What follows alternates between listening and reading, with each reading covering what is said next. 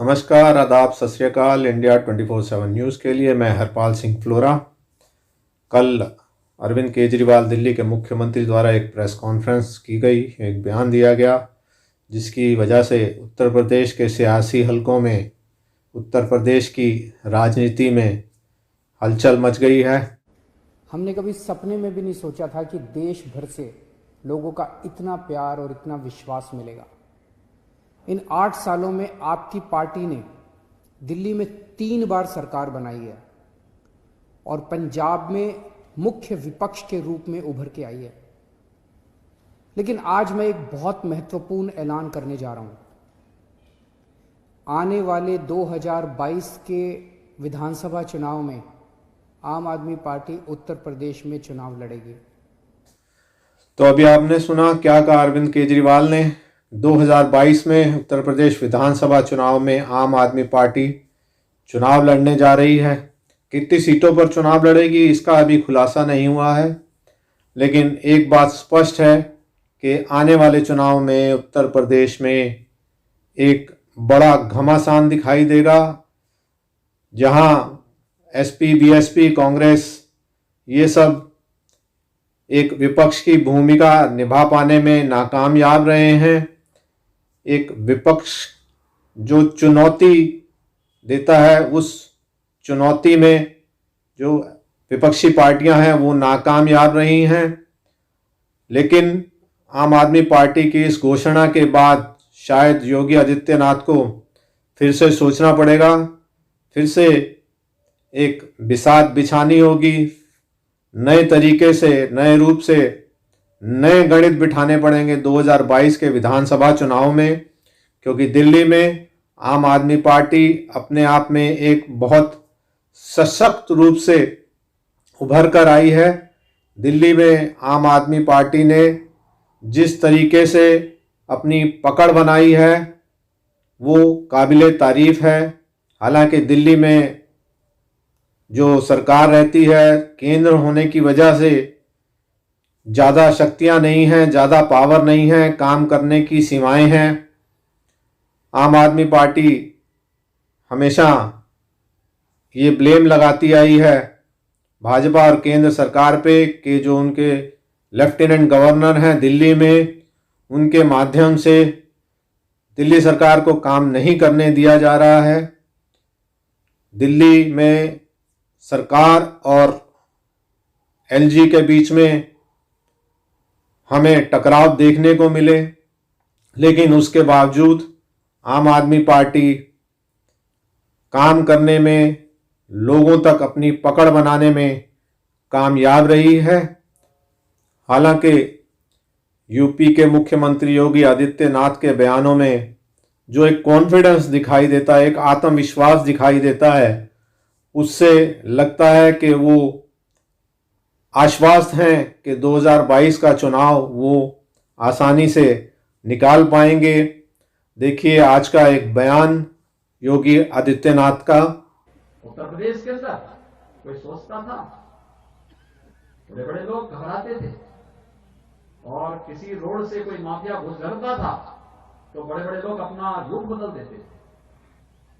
और मैंने तो देखा बहुत सारे लोगों को स्थगित हो जाती थी कार्रवाई बहुत सारी जगह। लेकिन आज जब उन्हीं की छाती पर बुलडोजर चलते हुए दिखाई दे रहे हैं, आप देख रहे होंगे एक गरीब भी कह सकता है कि नहीं, इसने लूटा है, अवैध कब्जा किया है। और मैंने तो यहां के विकास प्राधिकरण से कहा है कि माफिया और अपराधियों ने जहां पे सरकारी जमीनों पर कब्जा करके रखा हुआ है, उनको मुक्त करा करके गरीबों के लिए आवास की योजना वहां भी बनाएंगे। कितना अच्छा लगेगा, देश देखेगा, दुनिया देखेगा। देखिए कहीं एक माफिया रहता था, आज गरीब रह रहा है। तो अभी आपने देखा योगी आदित्यनाथ का बयान कितना आत्मविश्वास भरा हुआ है। उनके भाषणों में राहें मुश्किल हैं, आत्मविश्वास की कोई कमी दिखाई नहीं दे रही है। वहीं दूसरी तरफ हम देखें तो कल के इस अरविंद केजरीवाल के बयान से उत्तर प्रदेश की राजनीति में हड़कंप सा मचा है। उत्तर प्रदेश के मंत्रियों के बयान आने लगे हैं। उत्तर प्रदेश के मंत्रियों ने दिल्ली के शिक्षा मॉडल पर, एजुकेशन मॉडल पर चैलेंज किया है उनसे कि उत्तर प्रदेश का जो शिक्षा का मॉडल है, जो एजुकेशन मॉडल है और जो दिल्ली का एजुकेशन मॉडल है, उस पर बहस करने के लिए दिल्ली के उप मुख्यमंत्री को चैलेंज किया है। और दिल्ली के उप मुख्यमंत्री सिसोदिया ने भी इस चैलेंज को स्वीकार किया है। आइए सुनते हैं दिल्ली के उप मुख्यमंत्री जो शिक्षा मंत्री भी हैं, उनकी एक प्रेस कॉन्फ्रेंस में उन्होंने किस तरह से उत्तर प्रदेश की शिक्षा नीति पर तंज कसे हैं, किस तरह से उन्होंने उत्तर प्रदेश की शिक्षा नीति की पोल खोली है। यूपी की राजनीति में, उत्तर प्रदेश की राजनीति में कल एक महत्वपूर्ण घटना घटी। जैसे ही कल मुख्यमंत्री अरविंद केजरीवाल जी ने अनाउंस किया कि आम आदमी पार्टी उत्तर प्रदेश में विधानसभा चुनाव लड़ेगी, तो 70 साल में पहली बार उत्तर प्रदेश के नेताओं ने स्कूल अस्पताल की बात करनी शुरू की। उनके मुंह से स्कूल अस्पताल की बात निकलना शुरू हुई। मुख्यमंत्री जी ने कहा कि उत्तर प्रदेश में शिक्षा, स्वास्थ्य, बिजली, पानी, इन सब की हालत बहुत खराब है। अपराध के मामले में राजनीति और अपराधी मिलके काम करते हुए दिख रहे हैं। तो उत्तर प्रदेश के कई मंत्री अचानक प्रतिक्रिया देने के लिए आगे आए और उन्होंने स्कूल पे खास तौर से बात रखी। उन्होंने उत्तर प्रदेश के सरकारी स्कूलों में जो काम उनकी सरकार ने तथाकथित रूप से किया है, उसके लिए अपनी सरकार का काफी गुणगान किया। सरकार का गुणगान करने से स्कूल नहीं सुधरते। सरकार का गुणगान करने से अगर स्कूल सुधरते तो सारी पार्टियां स्कूल सुधार चुकी होती। स्कूल सुधरते हैं शिक्षा पे बजट बढ़ाने से। स्कूलों में शिक्षा अच्छी होती है और शिक्षा पे पैसे का ईमानदारी से खर्च होता है, टीचर्स को सम्मान देने से, टीचर्स को सुविधाएं देने से। स्कूल सुधरते हैं प्रिंसिपल्स को बेहतर सुविधा देने से, उनको बेहतर ट्रेनिंग दिलाने से, उनको ज्यादा अधिकार देने से। स्कूल तब सुधरते हैं। उत्तर प्रदेश के स्कूल किन हालात में हैं, अगर आप थोड़ा भी यूपी के गवर्नमेंट स्कूल को लेके गूगल करें तो आपको तस्वीर सामने मिलेगी। मैंने थोड़ा सा गूगल किया, स्कूलों की तस्वीर सामने आ गई। यूपी के सरकारी स्कूलों को ऐतिहासिक खंडहर घोषित कर पर्यटन स्थल बना देना चाहिए, रिपोर्ट है उसके बारे में। बदहाल शिक्षा व्यवस्था, स्कूल में पढ़ाई की जगह छात्र झाड़ू लगा रहे हैं, ये भी रिपोर्ट पढ़ने को मिल जाएगी आपको। मिर्जापुर के दहेलिया में प्राथमिक स्कूल बना जानवरों का बसेरा, ये रिपोर्ट आपको पढ़ने को मिल जाएगी सामान्य गूगल में। करोड़ों के बहे रंग, स्कूल रह गए बदरंग, ये भी इंटरनेट पे ऐसे ही गूगल करने से पढ़ने को मिल जाएगी। UP primary school serve student roti with salt for nutritious mid day meal. Mid day meal में रोटी के साथ नमक देकर, नमक परोसकर, सब्जी की जगह नून रोटी देकर बच्चों का स्वास्थ्य बनाया जा रहा है। और जब हमें याद है ये घटना, क्योंकि मैंने तो अभी गूगल किया तो सामने आई, जब एक पत्रकार ने ये सच्चाई सामने लाई थी कि उत्तर प्रदेश के सरकारी स्कूलों में मिड डे मील की जगह नून रोटी खिलाया जा रहा है, नमक रोटी खिला रहे हैं बच्चों को, तो उस पत्रकार को जेल में रहना पड़ा था स्कूल की रिपोर्ट करने के बारे में। मेरठ में तालाब बन चुके प्राइमरी स्कूलों में पढ़ने को मजबूर है नौनिहाल। मेरठ, उत्तर प्रदेश।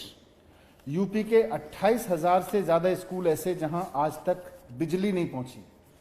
उत्तर प्रदेश के 28,000 स्कूल हैं जिनमें बिजली नहीं है। सरकारी स्कूलों की ऐसी स्थिति है, कहीं बना तबेला तो कहीं बना जर्जर, दैनिक भास्कर की रिपोर्ट है। और ये रिपोर्ट नीति आयोग की एक रिपोर्ट पर आधारित है। उसमें लिखा हुआ है कि कई स्कूल तो तबेला बन गए हैं जहां स्टूडेंट की जगह भैंस, बकरी आदि बंधे हुए नजर आते हैं। 53,000 स्कूलों में फर्नीचर नहीं है, 35,000 स्कूलों में बाउंड्री वॉल नहीं है, 60,000 स्कूलों में बिजली नहीं है, हजारों स्कूलों में जेंट्स और लेडीज टॉयलेट्स नहीं है, पीने के पानी की व्यवस्था नहीं है। ये नीति आयोग की रिपोर्ट में कहा गया है। मैं ये रिपोर्ट्स के आधार पर जो यूपी के स्कूलों की स्थिति है, मैं उत्तर प्रदेश के मुख्यमंत्री योगी आदित्यनाथ जी को निवेदन करना चाहता हूं कि 4 साल बहुत ऐश कर ली, 1 साल बचा हुआ है आपके पास।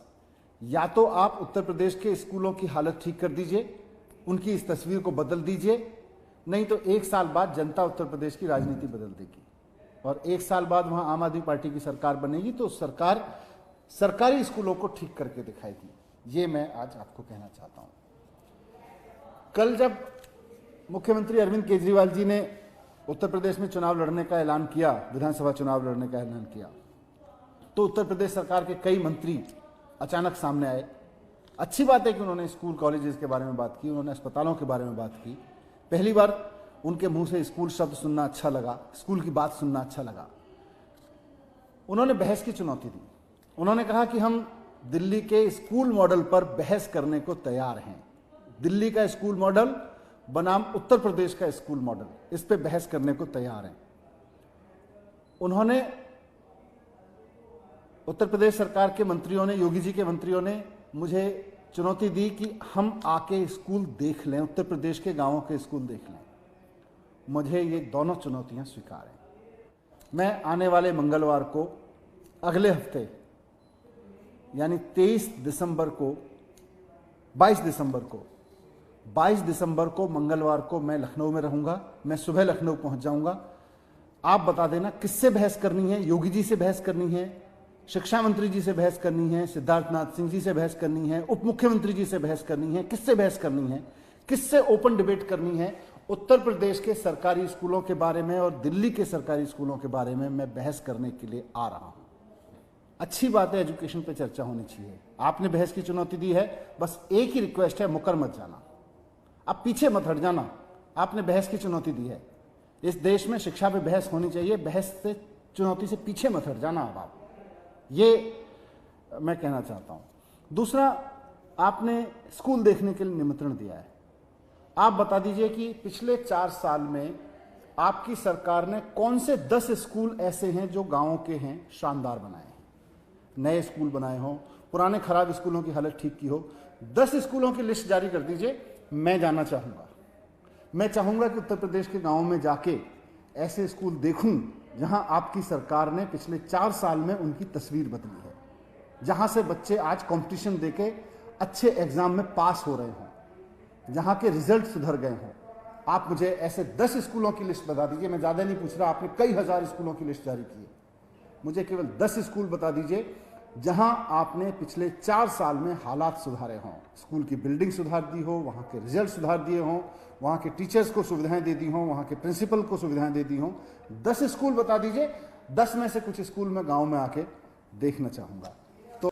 तो आपने सुना, दिल्ली के उप मुख्यमंत्री मनीष सिसोदिया ने उत्तर प्रदेश के मंत्रियों का ये चैलेंज स्वीकार किया है और वो लखनऊ जा रहे हैं दिल्ली और उत्तर प्रदेश की शिक्षा नीति पर बहस करने के लिए।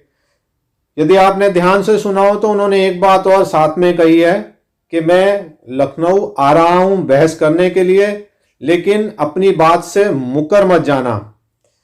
मैं आपको याद दिलाना चाहूंगा कि पिछले दिनों गोवा के मंत्री ने भी दिल्ली की ऊर्जा नीति पर चैलेंज किया था और दिल्ली से राघव चड्ढा गोवा पहुंच गए थे उनके जो ऊर्जा नीति है उस पर बहस करने के लिए। बाद में भाजपा नेता का बयान आया कि उन्होंने इस तरह का कोई चैलेंज नहीं दिया था। इसी बात को ध्यान में रखते हुए मनीष सिसोदिया ने यह बात कही कि अपनी बात से मुकर मत जाना, मैं लखनऊ आ रहा हूं, आप बता दीजिए किससे बहस करनी है। उत्तर प्रदेश के मुख्यमंत्री से करनी है, उप मुख्यमंत्री से करनी है, शिक्षा मंत्री से करनी है या किसी और मंत्री से करनी है। मैं इसके लिए तैयार हूं, खुली बहस करने के लिए तैयार हूं। पहली बार ऐसा हुआ है कि भाजपा में उत्तर प्रदेश में शिक्षा और अस्पतालों पर बातचीत होने लगी है।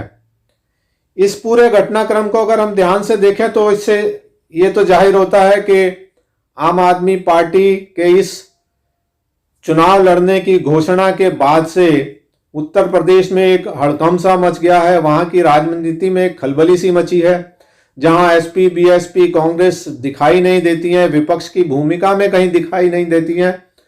वहां आम आदमी पार्टी की यह घोषणा एक बहुत बड़ा चैलेंज है जो योगी आदित्यनाथ की परीक्षा लेगा।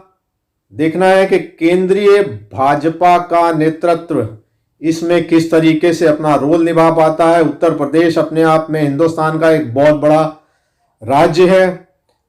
आम आदमी पार्टी के लिए भी आसान नहीं होगा इतने बड़े राज्य में जहां उनका संगठन ना के बराबर है, वहां पे अपना संगठन एक साल के अंदर खड़ा करना, वहां पे कैंडिडेट्स जो हैं उनको चुनना जो कड़ी चुनौती दे सकें, ये सब काम एक साल के अंदर एक अपने आप में एक बहुत ही मुश्किल काम है। लेकिन जो आम आदमी पार्टी का जो नेतृत्व है या जिस तरीके से उन्होंने पिछले 7-8 साल में दिल्ली में कार्य किया है, संगठित रूप से संगठन के तौर पर जिस तरीके से उनकी एक्टिविटीज रही हैं, उनके कार्यशैली रही है, उससे हो सकता है कि योगी आदित्यनाथ के लिए अपने आप में बहुत बड़ी समस्याएं लेकर आएगा 2022 का चुनाव। समय बताएगा कौन उत्तर प्रदेश के राजगद्दी पर राज करेगा। अगली बार मैं फिर हाजिर होऊंगा एक नए विषय के साथ, नई जानकारी के साथ आप लोगों के बीच। इंडिया 24/7 न्यूज़ के लिए मैं हरपाल सिंह फ्लोरा।